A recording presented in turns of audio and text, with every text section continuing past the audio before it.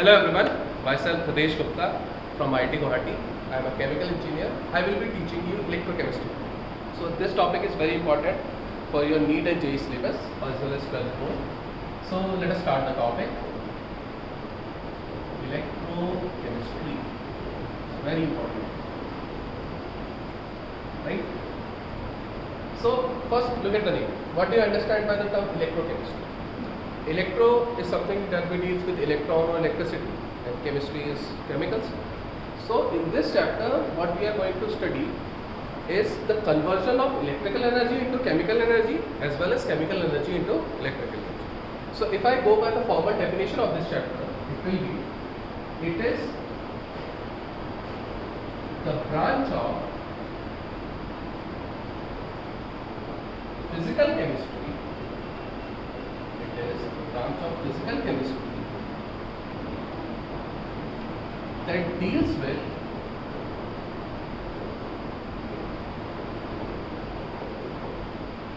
study of conversion of chemical energy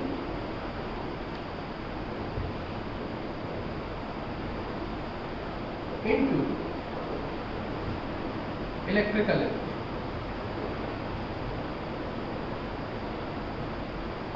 Okay? So there will be a conversion of chemical energy into electrical or vice versa. Reverse is also possible. Vice versa. Right? So how this is done? First question is, can chemical energy be transferred into electrical energy, or electrical energy is transferred into chemical energy? Have you seen any example of this where you have used chemical to generate electricity? Any example that is coming in your mind? So the common example is of pencil cell. We all used to watch TV, right? We used to control our air conditioner. So in that case, there is a remote. We put a pencil cell, right? So what happens in a cell? It consists of some chemicals that generate electricity, and this is how it functions, right? So that is an example of conversion of chemical energy into electrical. Can the reverse is possible? Can electrical energy be converted into chemical energy? Any example that is coming in your mind, right? So if you think of it, when we recharge our mobile, right? So what happens? We connect it to a charging socket, and the electricity pass through it and come to the battery. So battery consists of chemicals. So your chemicals get recharged, right? So in that case, electrical energy will convert into chemical energy. So how this is done? Question is, this is very clear that this is possible. Now the next question arises, how it is done. So to do so, we use something called the electrochemical cell, right? Normally we call it cell. In chemistry, we specifically call it electrochemicals. It is of two types. Okay, electrochemical cell is of two types. The first type, in which chemical energy is converted into electrical energy, means electricity is produced with the help of chemicals. Such cells are called galvanic cells. What they are called? Galvanic cells. And then in the other one, electrical energy is converted into chemical energy. Such cells are called electrolytic cells. What they are called? Electrolytic cell. Galvanic cell. An example? Pencil cell that we use in our remotes. Button cell. Have you seen button cell? It looks like a button. In your watches, you have a very tiny spherical shape of cell that is called a button cell. Also, coin cell. These all are example of galvanic cell. Means here chemical energy is converted into electrical energy. The output is electricity. Here in electrolytic cell, we have car batteries, right? That is made up of lead. So when car battery, what we used to do? We used to recharge them. So we connect it to a charging port, and electricity is converted into chemical. That is car battery. Another example, your lithium-ion battery. This is very common batteries nowadays, especially in mobiles, You have seen that there are a lot of electric vehicles are coming out. So those all consist of lithium-ion. Some modern batteries are also coming, which are based on cobalt and aluminium, but mostly, predominantly, currently we are using only lithium-ion. Okay, so these both things are possible. Chemical energy can be converted into electrical energy, as well as electrical energy can be converted into chemical energy. Right? Now, the next question arises how it is done. So I have already tell you we use something called as cell. So let's focus on the first one, which is a galvanic cell.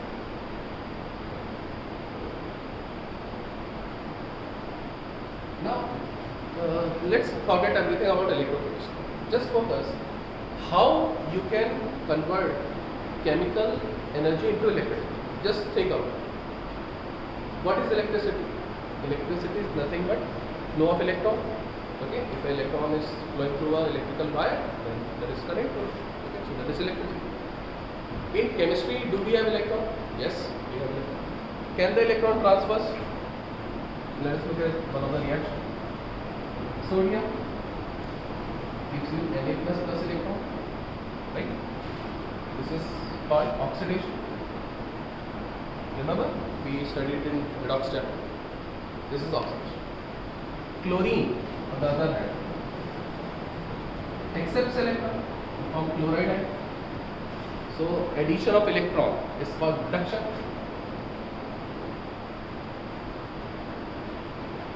Right? So sodium is oxidizing and chlorine is reducing. Okay. If you add both of them, what will you get? NaCl. This reaction is called redox reaction. Redox is nothing but the reduction and oxidation. So in these type of reactions, electron is getting transferred. One of the species giving the electron, the another is accepting it. So here transfer of electron takes place. In most of the reaction, either electron is given or accepted. If the electron is given, then there is oxidation, and if it is accepted, then it is reduction. Clear? Now, if I want to use this electron, then if suppose I am able to flow this electron through a wire, the same reaction will take place, but the electron flows through a wire. Then I can generate electricity. Clear? So what I have used a spontaneous redox reaction, and the electron that is transferred in that electron is passed through a wire to generate what? Electricity. Clear? So what we will use? We will use a spontaneous redox reaction to generate electricity. Now redox consists of two parts. One is reduction, another is oxidation. Similarly, the galvanic cell also have two main components. One consists of oxidation, another consists of reduction. So let us look at them one by one. Okay. So let us start with the simple one, that is a reduction half cell. Okay. Reduction half cell. Now reduction, it means there will be gain of electron, and half cell, since redox reaction consists of oxidation and reduction. So if you add both of them, then it will be a complete cell. So I am only using reduction, so that will be a half cell. Now how a reduction half cell is made? Okay. So let me make a electrode. It is a reduction half cell electrode. Let me make an electrode of copper, right? So how it is made? I have a container, okay, simple container there,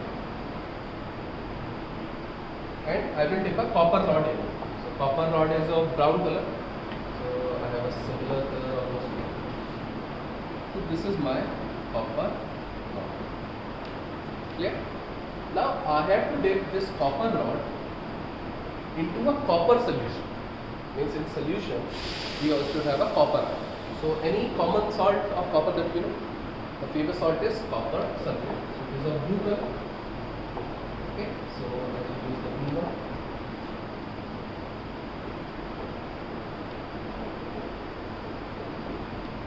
Okay. Now, just look. There are copper ions present. Cu2 plus. The sulfate is there, so the support 2 minus ions are also there. But we are mainly focused on the copper. Now I have connected a wire here, and electrons are coming into it. Electrons are coming through this wire on the copper. Okay, this is the copper. Okay, and this is the copper sulfate solution.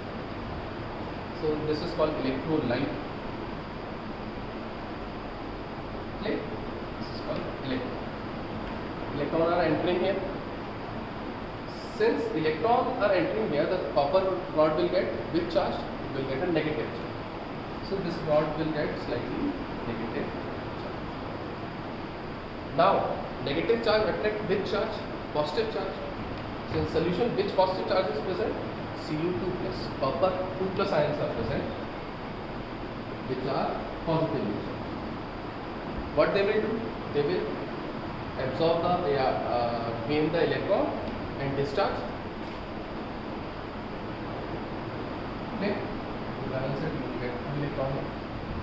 So this is which reaction taking place here? This is the reduction reaction. Okay, so that's why this is called a reduction half cell. So I have made a reduction half cell of copper. So there is a copper rod, electrode, and a copper ion solution. Since electron is entering here, how this electron is entering, that will come into the later part. Suppose we have electron gun, we are continuously pushing electron here. So rod is getting negatively charged, and copper ion is attracted towards that rod. It is absorbing the electron and getting discharged and making copper solid. Click. Now what happens? This reaction is continuing slowly and slowly. After some time, suppose in the starting we have added 10 gram of copper sulfate. So equal amount of means equal balance of copper ion sulfate ion should be there. With the time you are removing the copper plus ion. Clear? Copper 2 plus ions are removing from it, so there will be more sulfate ion. So there is a charge difference between the electrode and the electrolyte. There is a charge difference between the electrode and the electrolyte. Due to this charge difference, there will be a potential difference, right? That we use voltage. Okay. So due to this charge difference, there will be a potential difference that is called reduction potential. So what it is called? Reduction potential. The potential difference generated due to the charge difference between the electrode and the electrolyte is called reduction potential. Okay, there will be some value in voltage, volts, right? If I maintain the standard condition, now standard condition is what? Concentration should be 1 molar, pressure should be 1 bar, and temperature should be 298.15 Kelvin, or we call it 25 degrees. This is called standard condition. If the reduction potential is measured at standard condition, then it is called standard reduction potential, or commonly known as SRE. Understand this thing? For copper, if we are using copper here, for copper, this value, this is represented by E naught. Okay, just focus how I am writing. E naught Cu2 plus slash C. Why I am written like this? Because Cu2 plus is going to C. So this is, by looking at it, you will understand this is a reduction condition. This value for copper is 0.34. Everybody clear with this? Okay. So this is the standard reduction potential for copper. Okay. So let me write the definition for you. The potential difference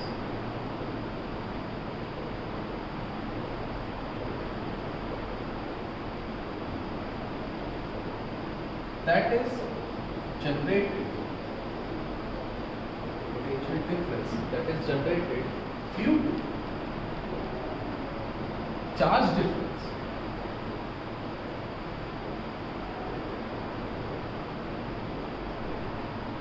between, charge difference between what? Between electrode an electrolyte is called reduction potential. Understand? It is represented by E, simply E. So for copper, if I am writing, I will write like copper Cu EU/EU. Clear? If the standard conditions are met,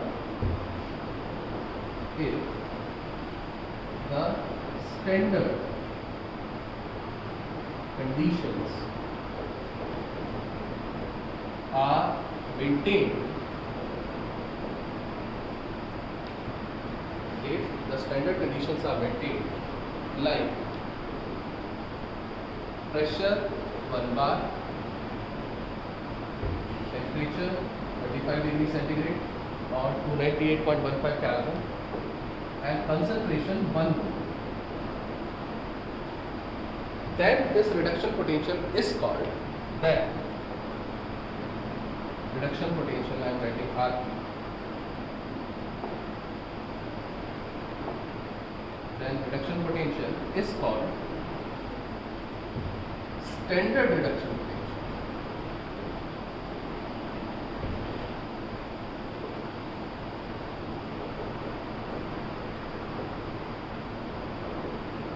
Or SR. This is called standard reduction potential. For copper, its value is 0.34. Basically, I have created an electrode of 0.34. One important thing also here, the electrode on which reduction takes place. The electrode on which reduction takes place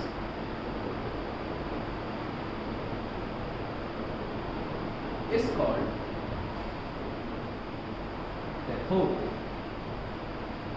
You all have heard of this thing, cathode. Okay? So the electrode on which reduction takes place is called cathode.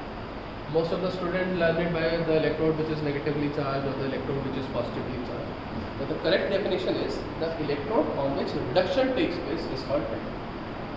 Okay? So we have made a reduction house. Now what would be the next part? Then the next part would be a oxidation house. Oxidation half cell. Okay. Now you tell me how we will make this and what is going to happen. First simple question: oxidation half cell will be called. If the reduction half cell is called cathode, then the oxidation half cell will be called anode. Very good. Everybody remember that. Okay. What is going to happen here? In the last one, in the cathode, electron is entering. Here electron will be exiting. Okay. So let us make a cell of zinc. Okay. Again same thing. I have taken a container. Okay. I have taken a zinc rod. Zinc is of greyish color. So let me take the grey one. Maybe it is yellow one. A zinc rod is there.